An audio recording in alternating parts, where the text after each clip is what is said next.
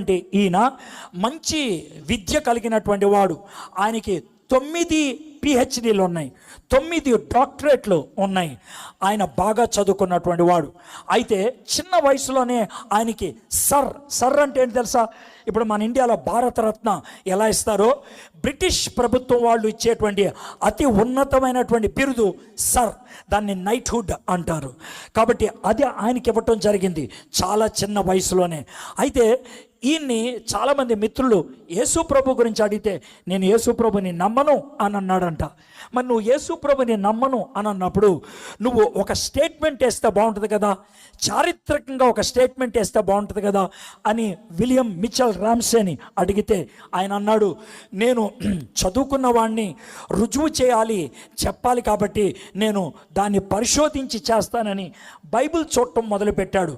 బైబిల్లో ఒక వ్యక్తి 2 పుస్తకాలు రాశాడు. ఆ 2 పుస్తకాలు తన్ని ఆకర్షించుకున్నాయి.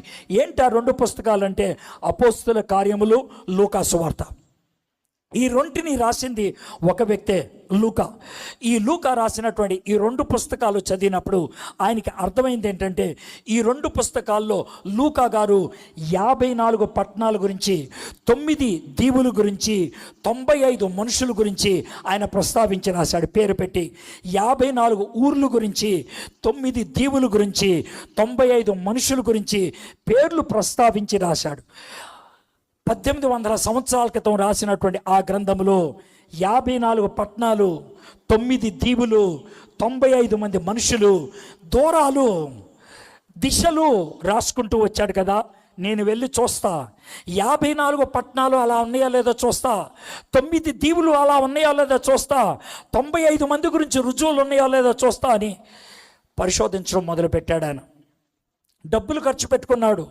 టర్కీ దేశానికి వెళ్ళాడు, గ్రీసు దేశానికి వెళ్ళాడు, ఇటలీకి వెళ్ళాడు, ఇస్రాయెల్ దేశానికి వెళ్ళాడు, పరిశోధన చేశాడు. అంతా చేసిన తర్వాత ఆయన ఈ మాట అంటున్నాడు, లూకా తన 2 పుస్తకాలను చరిత్రాత్మక అవగాహనతో రాశాడు.